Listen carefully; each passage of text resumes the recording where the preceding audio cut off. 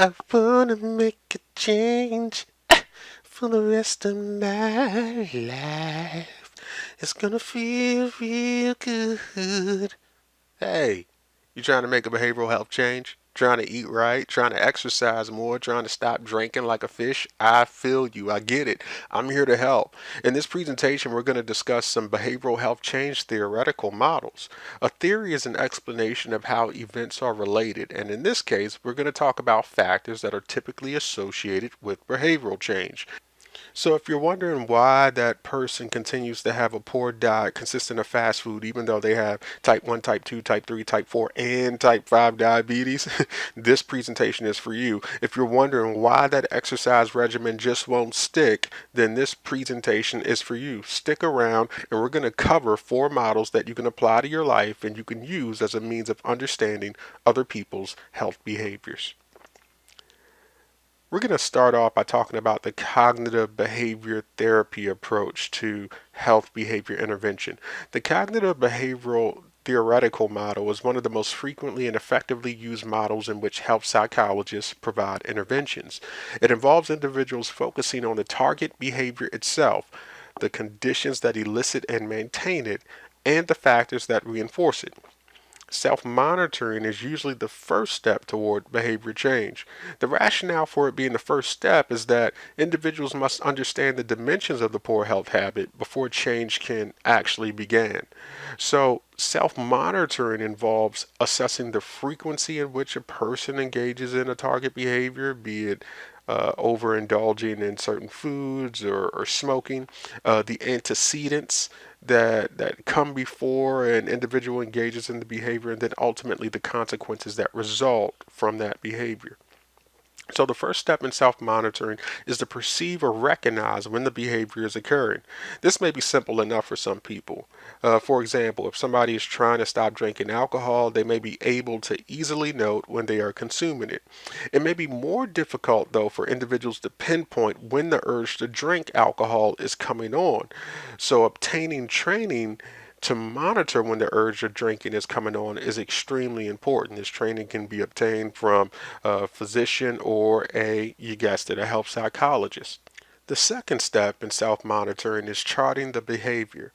So, when the drinking behavior occurs, a person needs to write down the events that preceded it, the subjective feelings connected to it, the time of day, the environment in which it is taking place, etc. And all of this will allow the person to get an understanding of the conditions that lead them to abuse alcohol. So each of these conditions in technical lingo, folks, is called discriminative stimuli, as it's designed to elicit the target behavior that the person is attempting to modify. Now, the goal for someone who is trying to make a change would be to eliminate or modify all of the discriminative stimuli that lead to engaging in alcohol abuse. So, if the squad who drinks around the clock elicits these behaviors, then social circles may need to change. If seeing a bottle of wine and Jim Beam tends to elicit these urges, then those items need to be removed from the environment. Though self monitoring is considered to be the first step in eliminating problematic health behaviors, it may cause behavior change within itself, folks, because when people are asked to take inventory or they're just asked questions about their behavioral health, research shows that this often elicits behavior change. So, stimulus control, let's move on. Stimulus control involves eliminating things in the environment that may prompt the problematic health behavior and creating new discriminative stimuli that signal that a new response will take place. For example, if a person tends to drink or they rather overindulge in drinking while watching horror movies, or they drink alcohol in a specific location in the house, then they could post signs in these locations that could cue them to not engage in those behaviors. And if they do have a glass of wine, they can make sure that they do so when they are not watching television and when they're in the company of another person who could hold them accountable. Cognitive behavioral therapy heavily focuses on the beliefs that people hold about their health habits. You know, people often generate internal monologues about their habits. Some examples of this include I'll never be able to stop getting wasted as it pertains to alcohol abuse. And maybe another cognition dealing with I'll always relapse or I'll always have this struggle. And if these internal monologues are not modified, the person will unlikely change a health habit or maintain that change over time. So, cognitive behavioral therapy, or CBT, really emphasizes self control. And with the help of a therapist, the person learns to act as their own therapist. So instead of allowing those negative internal monologues to run their course, an individual could instead replace that monologue with realistic and flexible statements like, next time I will only have a glass of wine and I will keep tempting alcohol out of my house.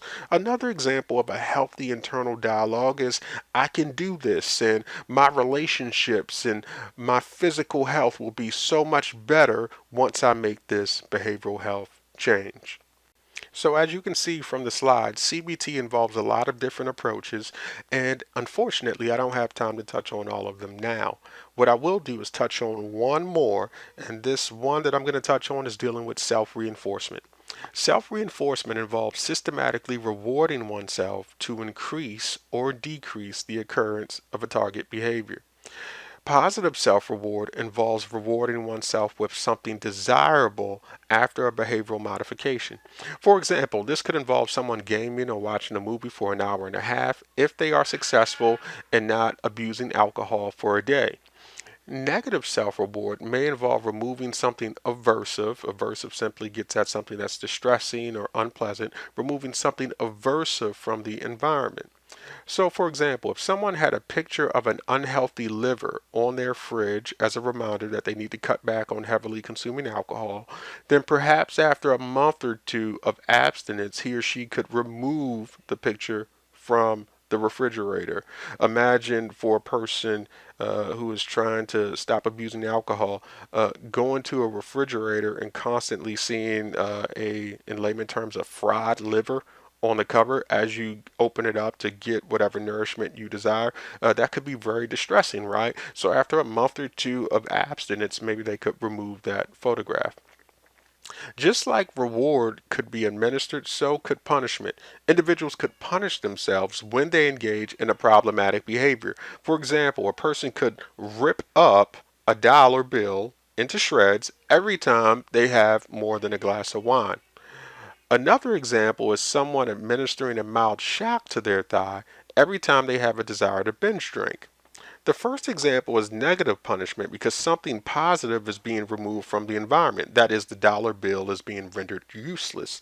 The second example is positive punishment because something aversive, something unpleasant is being added to the individual as a means of discouraging the target behavior.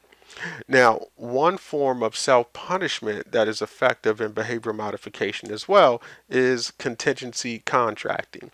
And that's actually on your slide, so I lied. We're going to talk about one more approach within the CBT framework.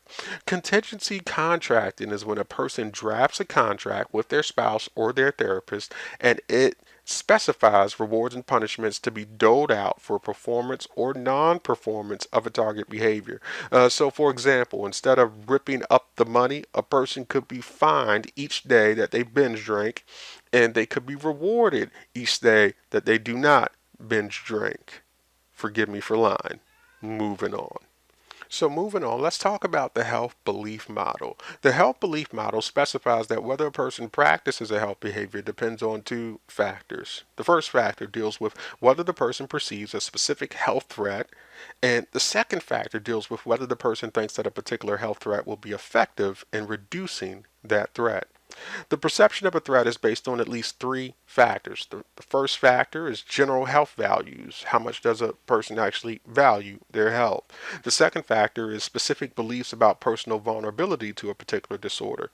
And the third factor deals with beliefs about the consequences of the disorder, such as whether those consequences are serious. Now, let me give you an example of this. I have a buddy who's had an experience that is applicable to this particular model. Now, this buddy I have, he decided to exercise 6 days a week and he assumed a clean eating diet because this is what he thought about those three factors linked to perceived threat. Number one, he valued his health. He valued his health so much that before starting his 6 days a week exercise regimen and clean eating, he attempted to make changes by running a few times a week in his neighborhood to lose weight. In terms of perceived vulnerability, this buddy of mine felt threatened by the possibility of heart disease or a heart attack. The reason why he felt threatened by it, folks, is because unfortunately his mother suffered a heart attack 1 year ago. Given that his diet was very similar to his mother's and that he obviously obtained 50% of his genetic inheritance from her, he felt extremely vulnerable to that illness. And then finally, the consequences of a heart attack or heart disease can go without saying, right? We already delved in that in chapter 2 of the Taylor textbook. These are serious complications that could render someone incapacitated or part of the mortality rate. You see how all three of those typically needs to be present in order for someone to consider making a health behavior change. You have to value self, value your physical health. You have to perceive that you are vulnerable to some type of compromised health situation, and then you have to perceive real consequences. Now, if one is considering eating healthy, but they don't think that they're vulnerable to issues because of their youth, maybe they're in their early 20s and they're like, well, my metabolism's high, I can handle it, then it's likely that the change will not occur. Now, whether or not my friend would engage in the health practice ultimately involves two factors. These factors are whether or not he thinks that it will make a difference, and the other factor deals with if the cost outweigh the benefits. So all three factors that I mentioned earlier could be moving in the right direction for a behavior change connected to a perceived threat. But if my buddy perceived that adjusting his diet and exercise would not help and that it would impede on his ability to lead an enjoyable life, then it's quite possible that he will not undergo the behavioral health change. For example, if he thinks that clean eating would cost too much, literally because he has to go to the Whole Food store and he has to get the grass-fed cow burgers versus the fast food burger combo that's full of trans fat and refined sugar, then he may not make a change. Fortunately, my buddy found that the benefits outweighed the cost and that it would make a difference in his cholesterol levels, so he made the change. He realized that, oh, if I shop at Walmart and I just be selective and I read nutritional facts, then okay, I can make this work on my budget, and that change, the benefits associated with that change will outweigh the cost. There's a lot of support for the health belief model, and it has been used in health screening and smoking cessation problems, but it typically doesn't include self efficacy, which is a key component in the behavioral health changes. Self efficacy is the belief that one can control one's practice of a particular health behavior. The third model we're going to talk about in this presentation is the theory of planned behavior. The theory of planned behavior attempts to link health beliefs directly to behavior. According to this theory, a health behavior is the direct result of a behavioral intention. An intention consists of three components: attitudes toward the specific action, subjective norms regarding the action, and perceived behavioral control.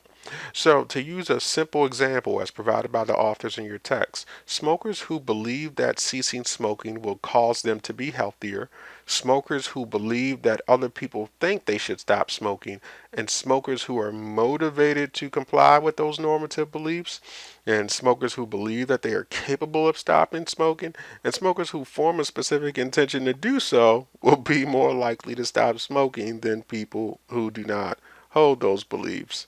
So that was a lot there, folks. But essentially, what we're getting at is one's individual attitude about the benefits associated with the behavioral change, the norms around the behavioral change, right? How do others feel about it?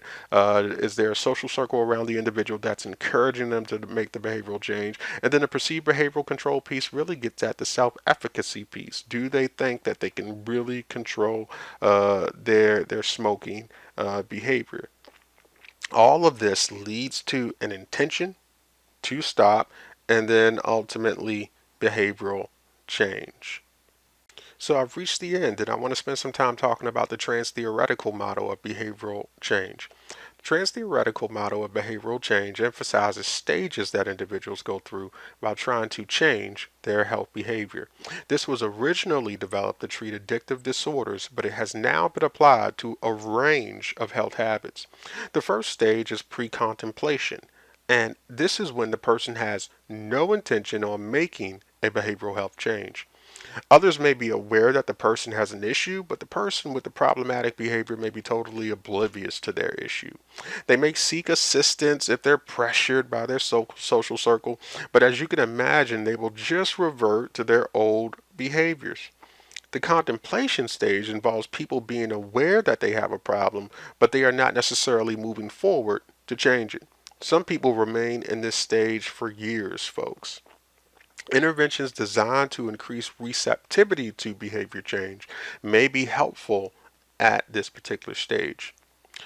Preparation is the stage where people intend to change their behavior, and they may even be changing it ever so slightly due to the monitoring that's typically taking place in this stage. Some may be removing things from their environment, getting the right discriminative stimuli in their house, and even changing their social circles. The action stage, though, is exactly what it sounds like. It's the place, or the stage rather, where action takes place, and it requires a great deal of time and energy. Individuals start modifying their behavior and environment to get rid of cues associated with the problem behavior.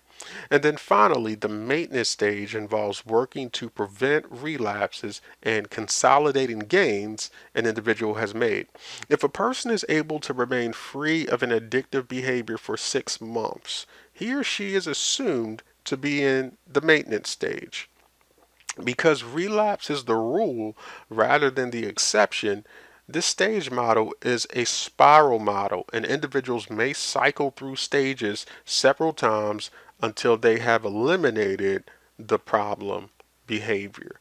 Up on your screen now is an example of an individual going through these different stages. So, thank you so much for tuning into a lecture on behavioral health change models. I hope that this presentation will help you understand why you haven't made some health behavioral changes. If you're looking to make some changes, maybe it'll help you understand why others haven't made behavioral health changes. And most importantly, I hope that it really elucidates for you the process that occurs with making health behavior changes in such a way that equips you and empowers you to make any changes or encourage others to make changes in their lives. Take care.